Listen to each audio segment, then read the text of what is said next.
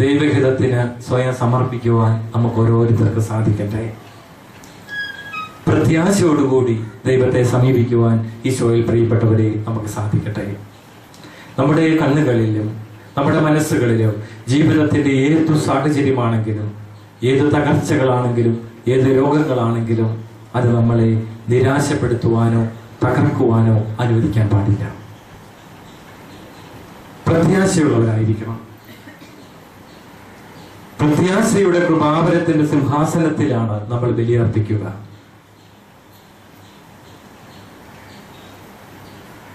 നമ്മുടെ ജീവിതം ഇരുളടഞ്ഞതായിട്ട് ചിലപ്പോൾ മാറിയേക്കാം. വഴികൾ ശോഭനമായിരിക്കുകയില്ല. നമ്മുടെ ജീവിത സാഹചര്യങ്ങളും ജീവിതത്തിലെ സ്നേഹിതരും സുഹൃത്തുക്കളും ഒക്കെ ചിലപ്പോൾ നമ്മളെ തള്ളിപ്പറയുകയും പരിഹസിക്കുകയും കുറ്റപ്പെടുത്തുകയും ഒക്കെ ചെയ്തേക്കാം. പക്ഷേ ദൈവത്തിലേക്ക് പ്രത്യാശയോടുകൂടി നോക്കുവാൻ വചനം നമ്മളെ ഓർമ്മപ്പെടുത്തും. ഏത് ജീവിത സാഹചര്യവുമാകട്ടെ, ദൈവത്തെ നോക്കി പ്രാർത്ഥിക്കുമ്പോൾ ദൈവം അനുഗ്രഹം വർഷിക്കും. ഒരു സ്നേഹിതൻ പറഞ്ഞത് ഞാൻ ഓർമ്മിക്കുകയാണ്. അദ്ദേഹം വളരെ തമാശ രൂപേണ പറയുകയാണ്, എൻ്റെ ദൈവം പല അവസരത്തിലും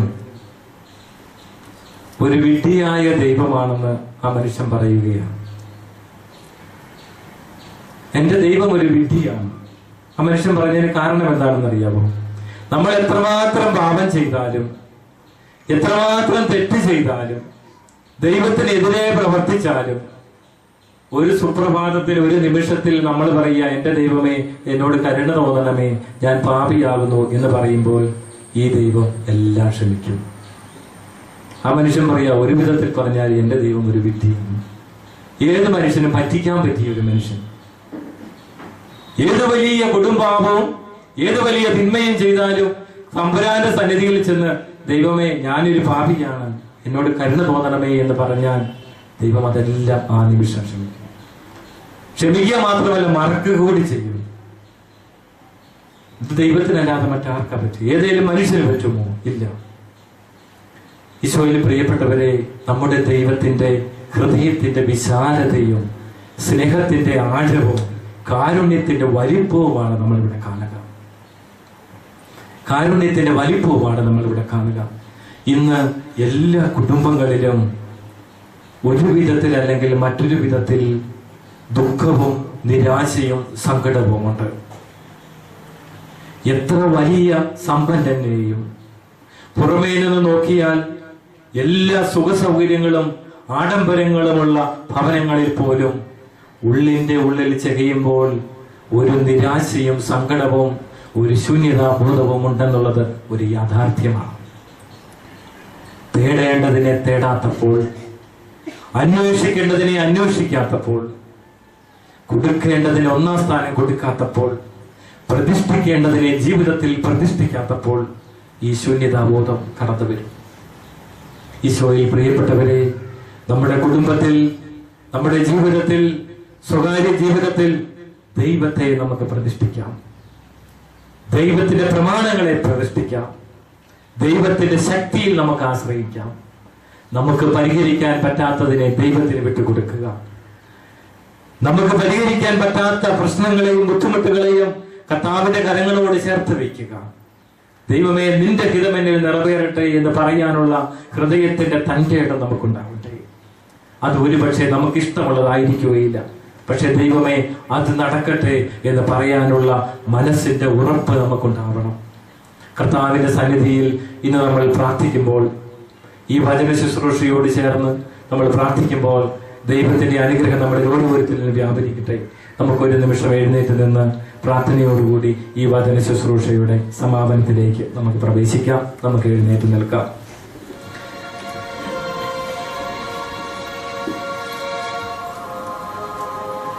ഈശോയിൽ പ്രിയപ്പെട്ടവരെ, നമ്മൾ ശ്രവിച്ച വചനം നിന്നെ കുറിച്ചും എന്നെ കുറിച്ചും എന്റെ കുടുംബത്തെ കുറിച്ചും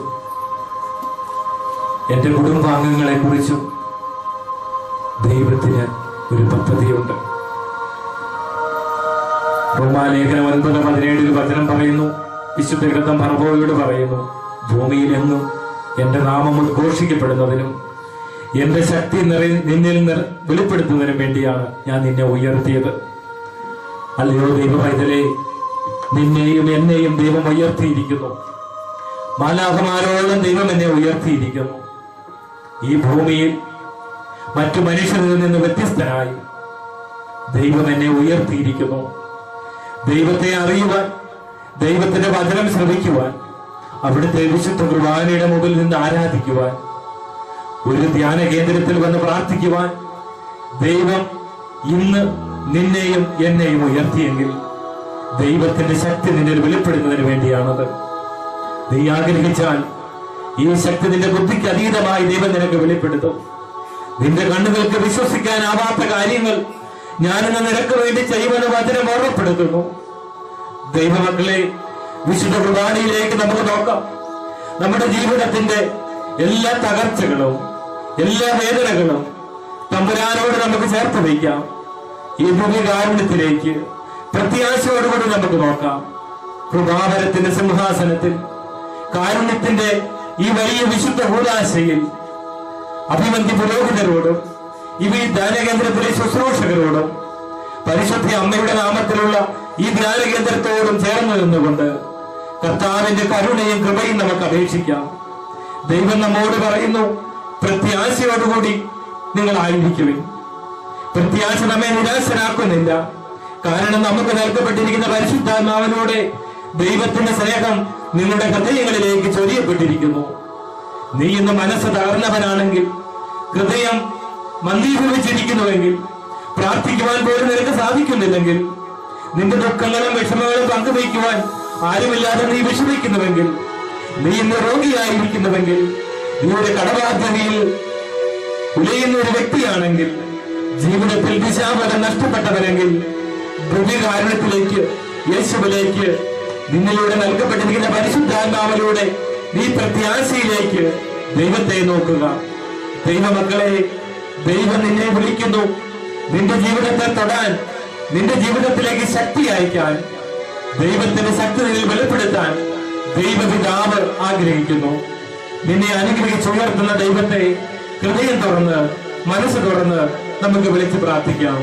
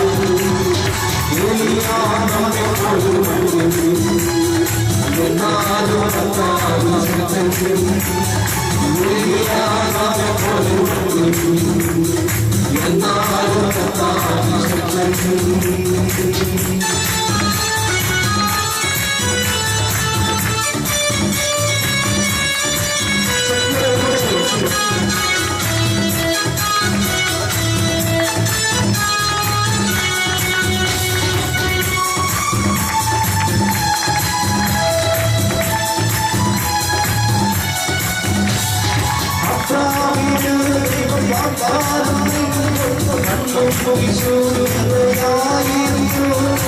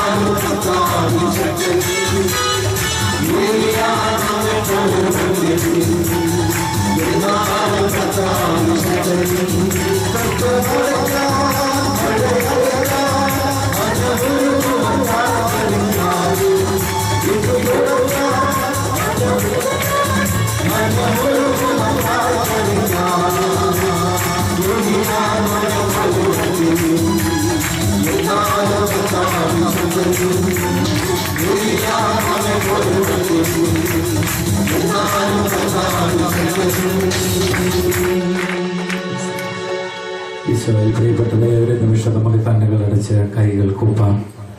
വിശുദ്ധ കുർബാനയുടെ മുമ്പിൽ ഒരു കൂട്ടായ്മയിൽ നമ്മൾ വചനം ശ്രവിക്കുകയായിരുന്നു. വിവിധങ്ങളായ ആഗ്രഹങ്ങളും പ്രാർത്ഥനകളുമായി ദിവ്യകാരുടെ നാഥന്റെ മുമ്പിൽ ഈശോയിൽ പ്രിയ ദൈവമക്കളെ നമ്മൾ ഒരുമിച്ച് കൂടി നമ്മുടെ മനസ്സുകളിൽ നിന്ന് സങ്കടങ്ങളും ദുഃഖങ്ങളും നിരാശയും പാപബോധവും എല്ലാ അസ്വസ്ഥതകളും വിട്ടുപോകട്ടെ. കൂട്ടായ്മയിൽ നമ്മളൊരു ശുശ്രൂഷ, വിടുതൽ ശുശ്രൂഷ നടത്തുകയാണ്. ഈ ധ്യാന കേന്ദ്രത്തിന്റെ ഡയറക്ടറായ ബഹുമാനപ്പെട്ട ഈ പച്ചനച്ചനോടും നെൽസനച്ചനോടും ജോസനച്ചനോടും ഇവിടെയുള്ള സമർപ്പിതരോടും ശുശ്രൂഷകരോടും ഉള്ള ആത്മീയ കൂട്ടായ്മയിൽ, ലോകം വഴിയുള്ള സകല വൈദികരുടെയും കൂട്ടായ്മയിൽ, തിരുസഭയോടുള്ള ഐക്യത്തിൽ, പരിശുദ്ധ ഫ്രാൻസിസ് പാപ്പായുടെ ആത്മീയ നേതൃത്വത്തിലുള്ള സഭയിൽ വിശ്വാസത്തിൽ ഒന്നു ചേർന്നപ്പോൾ നിങ്ങൾക്ക് ഓരോരുത്തർക്കും വേണ്ടി ഇപ്പോൾ പ്രാർത്ഥിക്കുകയാണ്. ദൈവമേ, അങ്ങയുടെ തിരുസാന്നിധ്യത്തിന്റെ മുമ്പിൽ വന്നു ചേർന്ന് നിൽക്കുന്നു ഈ മക്കളുടെ മേൽ ദിവ്യകാലത്തിൽ വസിക്കുന്ന ഈശോയെ ഇപ്പോൾ അനുഗ്രഹം വർഷിക്കണമേ. സങ്കടങ്ങളും ദുഃഖങ്ങളും മനസ്സിലകർന്ന അവസ്ഥയുമായി, വേദനകളും കുറ്റബോധവും അസ്വസ്ഥതകളുമായി ദിവ്യകാരുണ്യ ഈശോയെ അങ്ങയുടെ മുമ്പിൽ നിൽക്കുന്ന ഈ മക്കളുടെ മേൽ ബഹുമാനപ്പെട്ട ഈ ബച്ചനച്ചനോടും എനച്ചനച്ചനോടും യോസനച്ചനോടും ചേർന്ന് പ്രാർത്ഥിക്കുന്നു.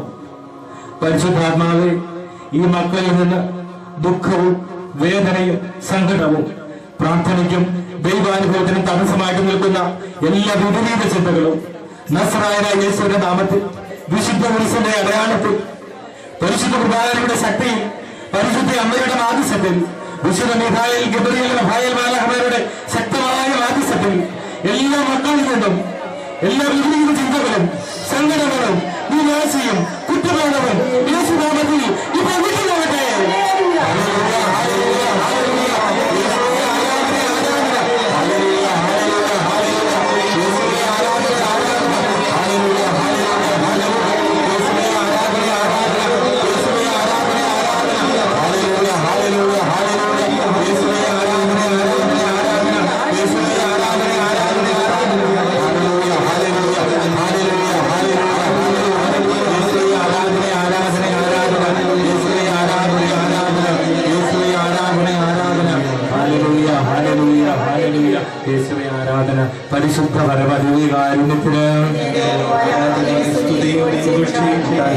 പരിശുദ്ധ പരമദിവ്യകാരുണ്യത്തിന് പരിശുദ്ധ പരമദിവ്യകാരുണ്യത്തിന്